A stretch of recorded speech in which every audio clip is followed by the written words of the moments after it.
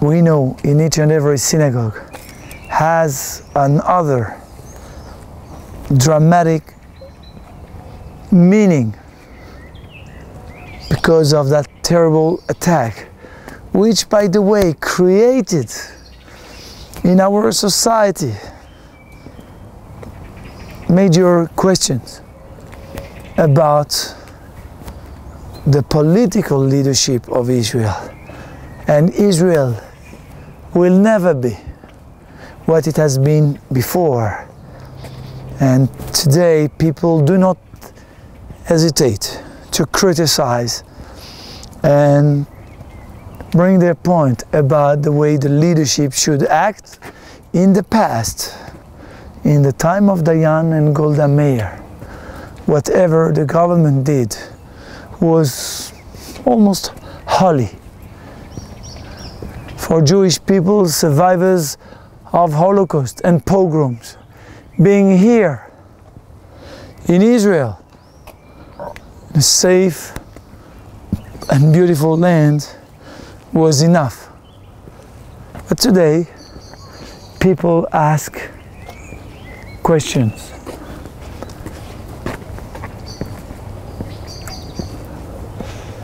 I would like to bring you to two areas in the military section before we leave that section.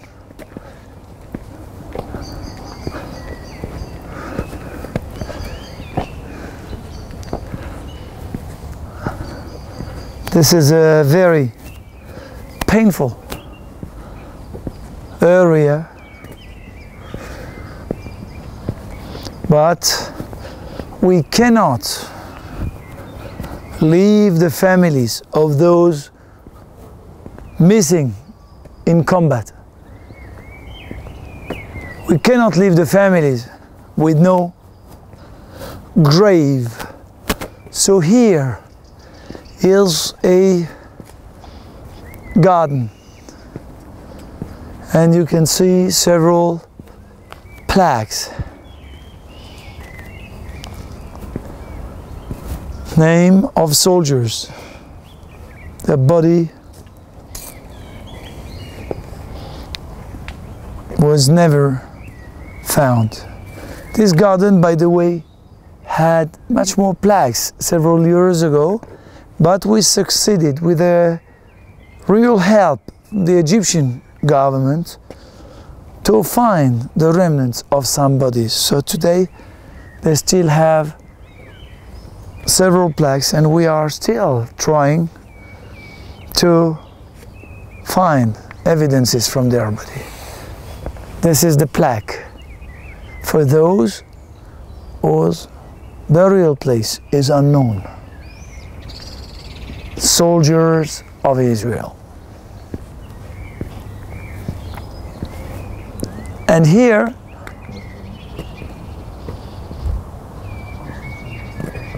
so a special ceremony is held year after year for them here.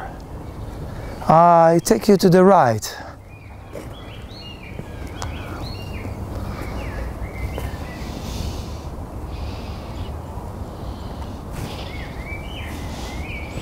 This is a case of what I was telling you very recently, the body of this man, Sergio Halperin, was discovered in Sinai.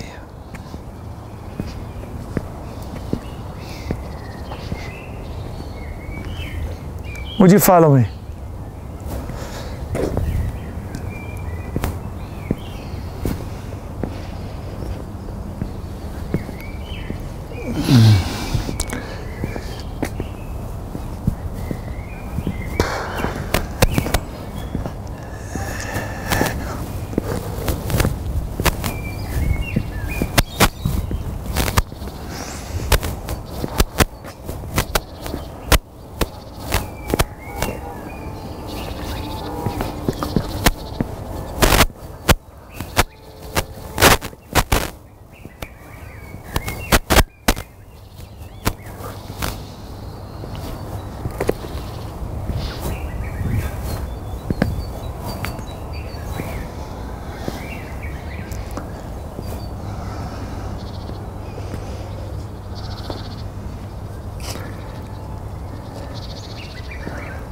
here is buried a young boy, the youngest person ever buried in this graveyard. How can a child be buried in a military graveyard? Shmuel Mizrahi was 14 years old when Jerusalem was conquered by Jordan. And this happened after the partition. This was a Jewish city, Transjordan, backed up by British, conquered the old city of Jerusalem. And Shmuel Mizrahi, 14 years old, helped the soldiers by running from one group to the other, as we had no radio to transmit the information, the orders from the commanders. And he was shot by a Jordanian legionnaire, and he was made soldier post-mortem after being killed. Thank you, Alan. Shmuel Mizrahi, the youngest soldier of modern Israel, 1948. But as you probably understand, this happened 3 to 4 years only after the Holocaust. And here is the connection between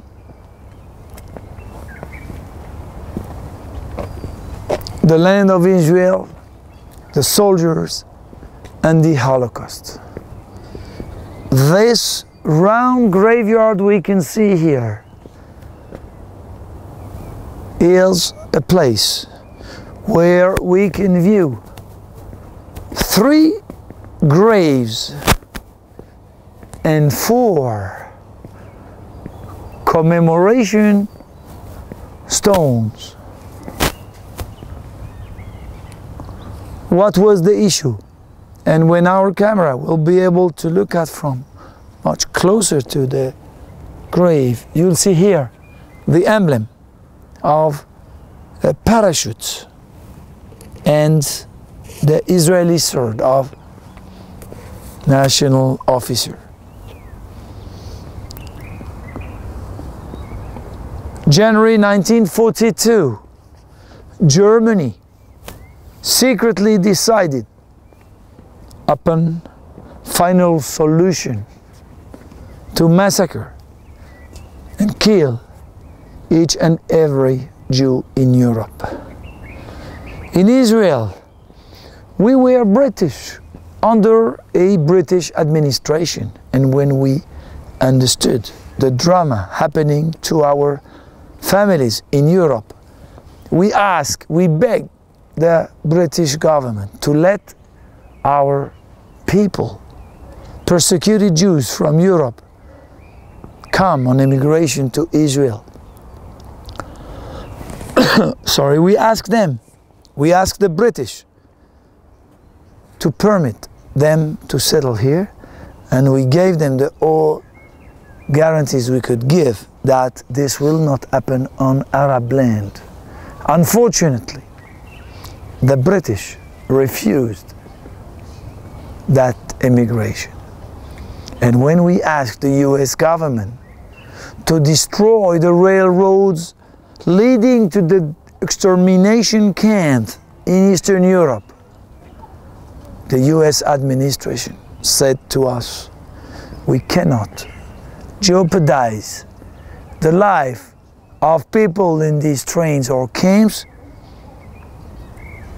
We cannot destroy the rails, the railroad leading to the camps. So in Israel, we decided to open a very small and discreet office. This office was named Institute for Illegal Immigration. The Institute of Illegal Immigration was in charge of training Jewish young men and women in Israel for the D-Day, for the day we can parachute them and drop them all over Europe, each and every one able to mingle within the local society, speak fluently the language, able to reach and connect with the Jewish leaders, and tell them that we Israelis have opened secret path for Jewish people can flee away from European inferno. This Institute for Illegal Immigration, launched 33 young men and women. Among them, 7 were captured by Nazi or pro-Nazi governments, and they were put on trial and killed for being British spies, while their mission was only one: to save Jewish people. Among them, very famous name, this young woman, 23 years old, Hannah Senesh from Hungary, from a kibbutz by Caesarea. The day will come, we may go together and come and visit Caesarea. Hannah Senesh left her kibbutz and went to save Jewish people in Hungary because she knew and Hungarian, could speak Hungarian from her family. Same story for Enzo Sireni from Italy. He was sent to this European Holocaust area and was captured and burned in Dachau.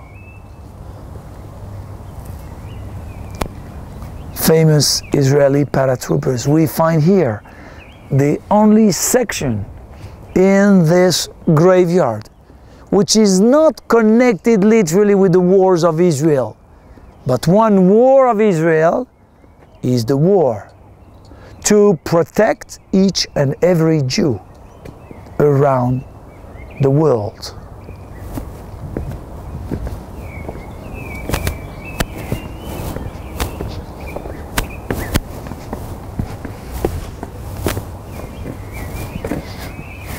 I apologize for those who expect for a break in that tour, and we will give a break, but I would like to take advantage of the last minutes of sunlight here up on Mount Herzl. Beautiful sunset.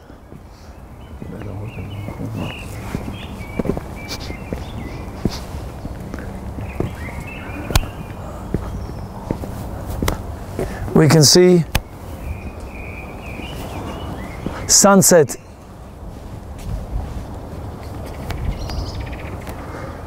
among the trees.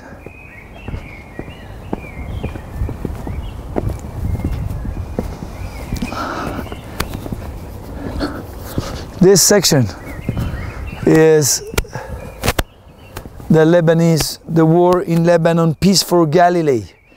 Arafat, the world father of modern terrorism, moved to Lebanon, and from Lebanon started to give hard life to the Lebanese citizens within Lebanon, and from Lebanon started to attack Israel, launching terror attacks on schools, on buses, on roads, on kibbutzim. This is something we shall never forget. But Holocaust was close by We cannot forget what has happened. And we are now firmly concerned by life of our citizen here. What a terrible place to be here. But how could I hide it from you? How can we understand Israel today on that election day? On that election day, when we don't keep in mind the hard stories we have been through.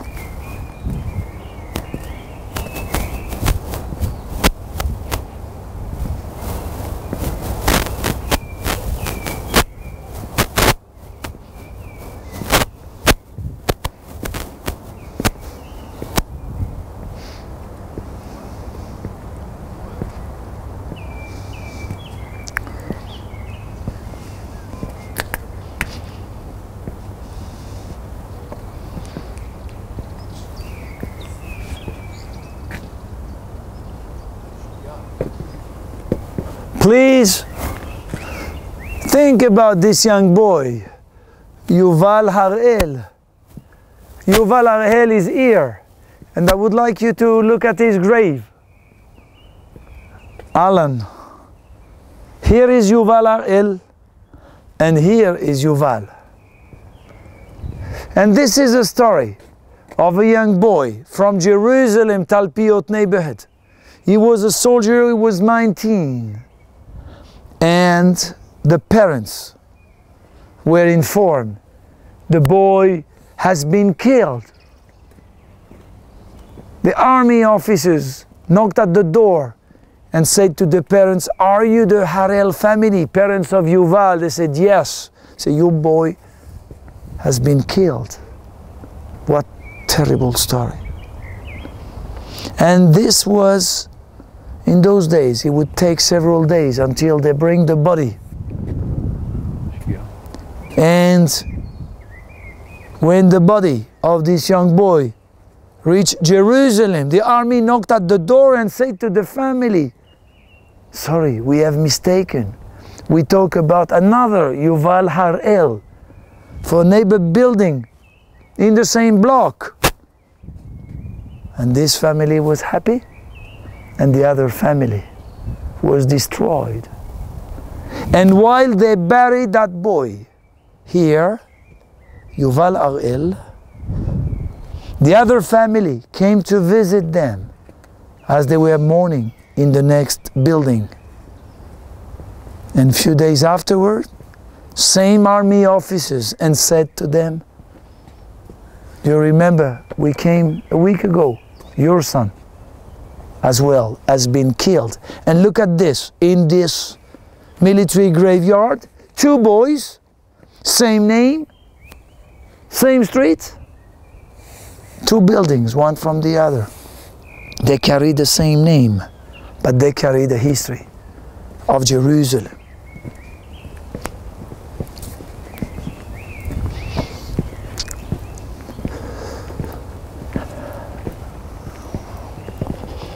Eli Pressman. I remember Eli when he was a young boy. He married our rabbi daughter, Rabbi Ashkenazi daughter.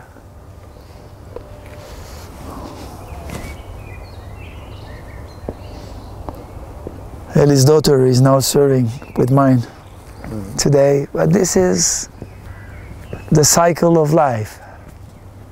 Israeli cycle of life.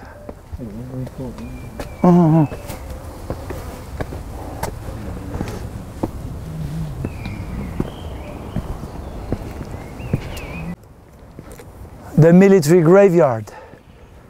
We now enter the next section of Mount Herzl. Herzl, in his book, you remember the beginning of our broadcast today. Herzl gave us the tools how to build a state. He gave us the tools and he said, Some have to give their wealth so we can buy the land, claim that land, and purchase the land and never be occupying that land illegally.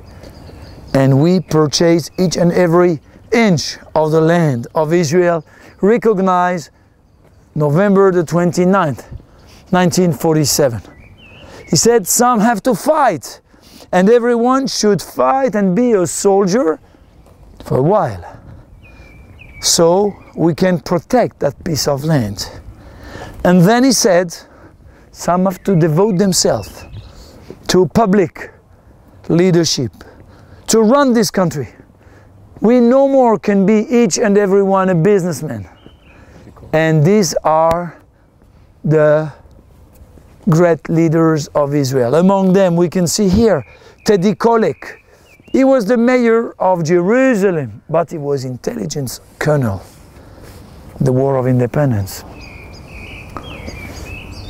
He is buried here next to his wife Tamar, who died here almost 100 years ago.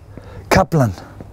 Kaplan was our finance minister in Israel at the very beginning, in the 4 first years. Here is buried one of the major leaders of Israel, if not the most important one, Loki. In the modern days we are used to young leaders, they look good, they talk nicely, they give a good show, and they win elections. Levi Eshkol looked different. He looked old. He could not talk in public so easily. But he's the man who built, during 7 years, the Israeli Defense Forces. And the day we were attacked in 1967, we discovered that this is not a local militia, but really an army which can give a good fight to a common attack by Egypt, Jordan and Syria. A national hero in my eyes, the man who brought water from the Sea of Galilee through a national water carrier pipe to the Negev, with the permission. And here is Mrs. Golda Meir. As you know her, she came to Israel from Milwaukee, and she was a prominent leader.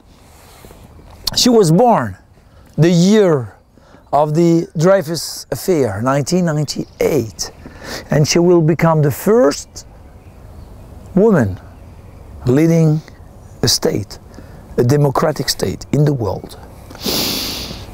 At the end of her life, the Yom Kippur War happened, and she had to face that sorrow that she did not bring the army to the borders of Israel when intelligence already had the knowledge of what is prepared by Soviets backing up Egypt and Syria. And here is the grave of the late Prime Minister Yitzhak Rabin, the commander of Israeli army liberating Jerusalem 1948. He was elected Prime Minister 1991, and he signed the Oslo Agreement with Yasser Arafat. It is clear that major part of population was unhappy of that deal, not because of the signature, but because of no respect of the agreement by this old terrorist. Arafat was committed to stop terror when the State of Israel gave him in return 9 cities in the West Bank, from Jenin, Nablus in the north, to Bethlehem, Hebron in the south. And the day came and Prime Minister Rabin was assassinated by a Jewish man. He believed that killing Prime Minister would stop terror attacks.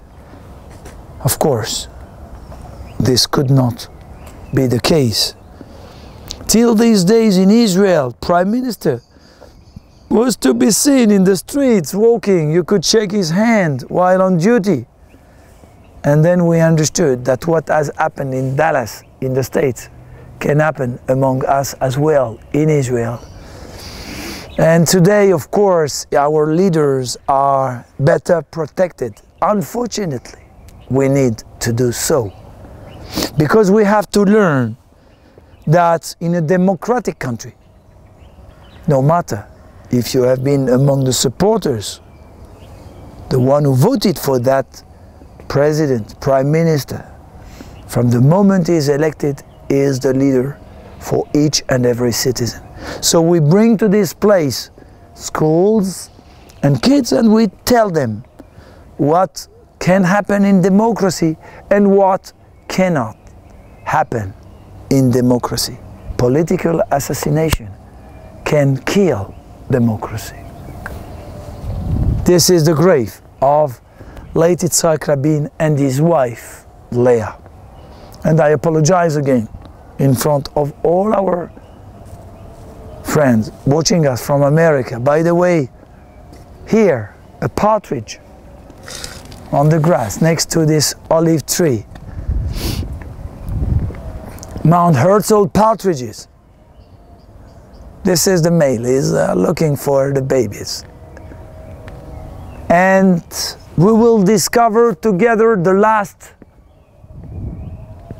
graveyard section of Mount Herzl before we walk to this forest, Allen. I'm sorry for not even being able to give you even 5 minutes. I hope our guest will be patient and understand that we wanted to give you this twilight feeling. This is Prime Minister Yitzhak Shamir and his wife from Bulgaria. Yitzhak Shamir was intelligence officer commanding the Israeli Secret Service in Europe for many years, and he believed that no compromise, no more compromise can be done about the size of Israel. And he said, if you want peace, I give you peace. I cannot give you more land because my responsibility is to build a sustainable state for the coming generation. And it is true that Western countries were unhappy as he refused to join the Madrid Convention. But he said he refused to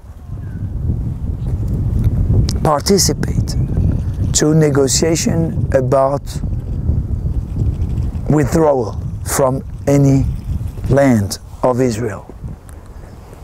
Here is the grave of Temima Hillel. Her husband, Shlomo Hillel, was number 3 in our Secret Service abroad.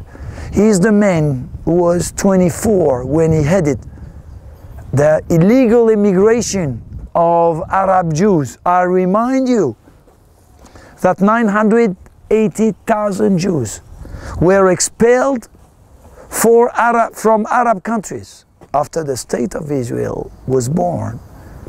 But in these countries, the Jews were building the country, developing the land. They were active citizens, and pure racism made them flee. They had to leave everything behind them, and many among them, almost most of them, came barefoot to Israel and came to achieve Herzl vision we have mentioned. Behind us, the graves of presidents of Israel, although the first president of Israel is not buried here. Yitzhak Weizmann, the man who was Chaim Weizmann, the man who was the political lobbyist under the British in England, decided to be buried in his family property in Rehovot, not to be a burden on the Israeli taxpayer. But other presidents are buried here, and their wife, Mrs. Navon, President Chaim Herzl.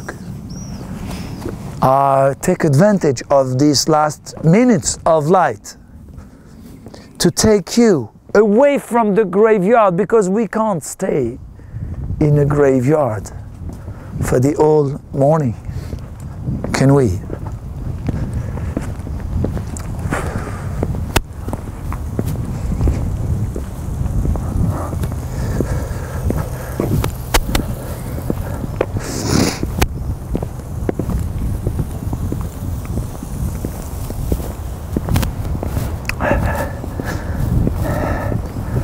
I'm sure it's much colder in America, but we are freezing, literally freezing here, Alan. And as we can see, this is the memorial for all civilians in Israel. You can see the shape of this broken house. This broken house, one wall collapsed. This wall is a member of a family. He was killed by terror.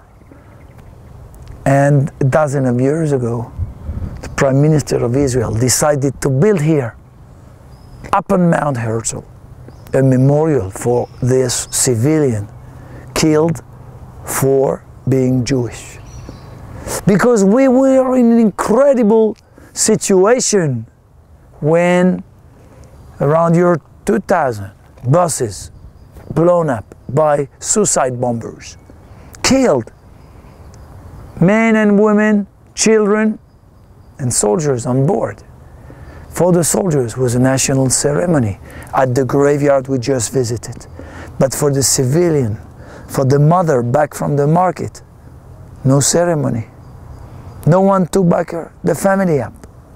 So we decided to change our attitude and commemorate these people, as terror became the new tool, the new anti-Semitic tool to fight Jewish people. This was the topic we started with. And in this area of Mount Herzl, I would like to invite you for the last section of our day, among the trees in this martyr's forest. Please follow me.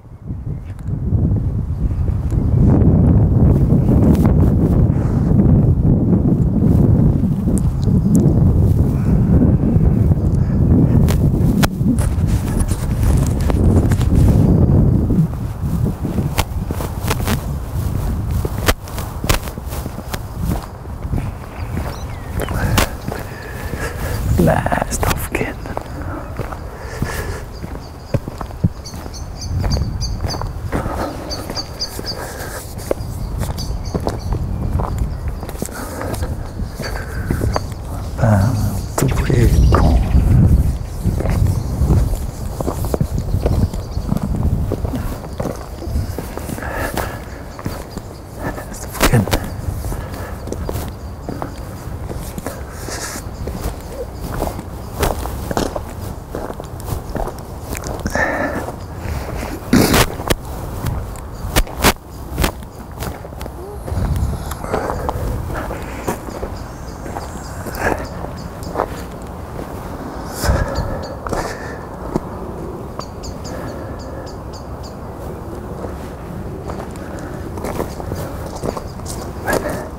I have to tell you that this is a very heavy, very sensitive day for us.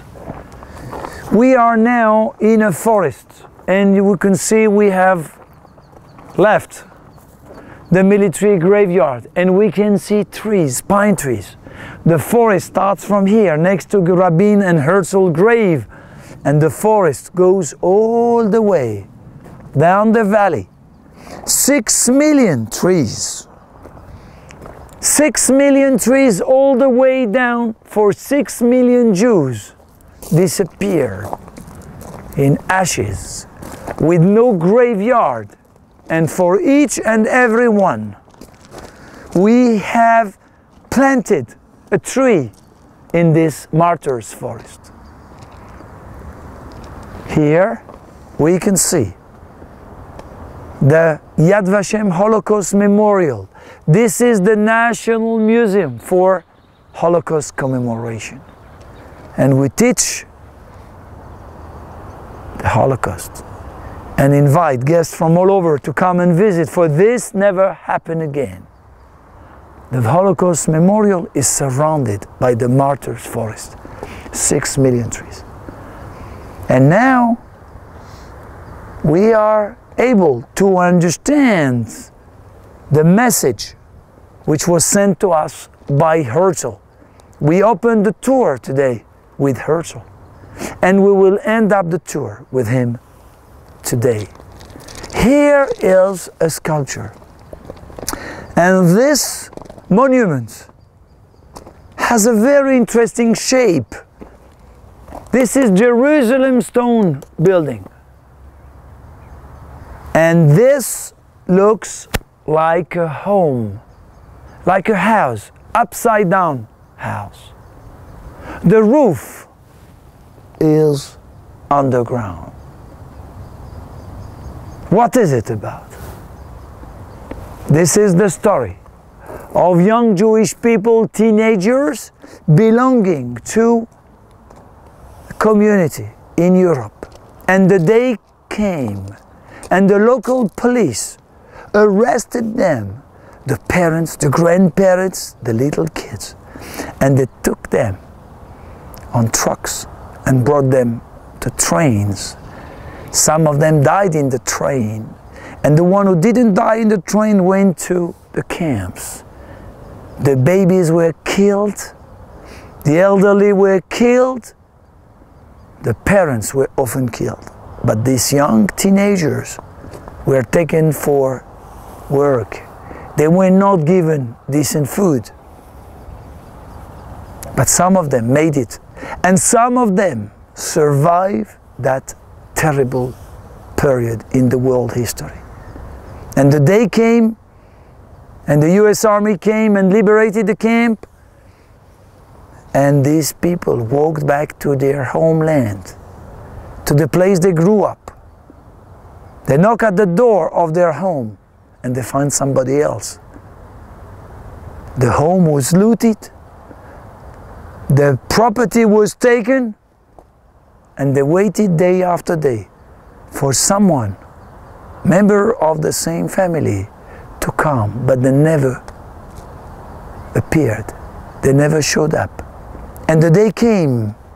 This young teenager, still dressed in this Holocaust pyjama, as we name it here, the strip uniform from the camp, met someone from the Institute for Illegal Immigration, who said to him, Moishele, Yankel, are you sure you want to build your future in this hated land? The local police sent your parents to be killed. You want to build your future here. What is the option, he asked. Said, the option is to join us. We built a Jewish homeland. And the man with his striped uniform, he is 23, 25. He feels like 85. He has been through a terrible life. He's now on a boat heading towards Haifa harbor. And as soon as the boat reached the harbor, the Institute guy says to him, we've just been attacked by 5 Arab countries. Would you like to join us and help us fight to defend the land? He said, I'm not a soldier. Never mind, we'll train you. And that's the way we created, in few weeks, in 1948, platoons where the soldiers spoke one language, Polish, Hungarian, Litvak, Galician. And the commander, originally from this place but spoke a good Hebrew, was the link with the central command. And that's the way we won the War of Independence. Among these young people who went through the camps and came to join the fight at the War of Independence, some of them were killed. And we have put for them this memorial, which is upside down home, the Jerusalem stone home he wanted to build in the land of Israel, for he has lost his home in the place he was born. These people have been through two stories, the Holocaust and the wars of Israel. And we pay them a tribute. Here are their names, the name of hundreds of people whose story is the one I was telling you. You can see their names. There are probably many others, but we don't know. In those days, registration was not that efficient as it is today. And as we decided and promised you, we have to explain the shape of Mount Herzl. Mount Herzl shape we just visited today is the shape of a hill. On the top hill is the grave of this visionary, Theodor Herzl. We saw his grave, we saw the kids, we saw the marching soldiers there. And he said to the Jews, you have two options. The two options I mentioned, Alan, when we started earlier. One option is to stay where you are, a minority. But things never stay stagnant. Today life is good, tomorrow things can turn bad. The other option is that you back up the building of a Jewish homeland. You don't have to be here. You can support it. You can give for it. Your knowledge, your energy, your wealth, your money, donation. But you come, or you come and immigrate, and you become a farmer, a doctor, a soldier, a merchant, and you live here. But if we do it, we will have control of our future. And Mount Herzl is made of Herzl and the leaders, surrounded by the fallen soldiers, 26,000 graves. 26,000 graves in 66 years. On the other hand, for the time we had no states of our own, 6 million Jews were massacred, because the true story of Holocaust is that these guys, our families, had nowhere to go. The gates of the free world were locked for them, and they could not escape anymore. And this is why we followed Herzl's vision, for there be a place for each and every Jew in danger, or just because he desires so, to come and live in a peaceful place. Thank you for being with us today. Shalom.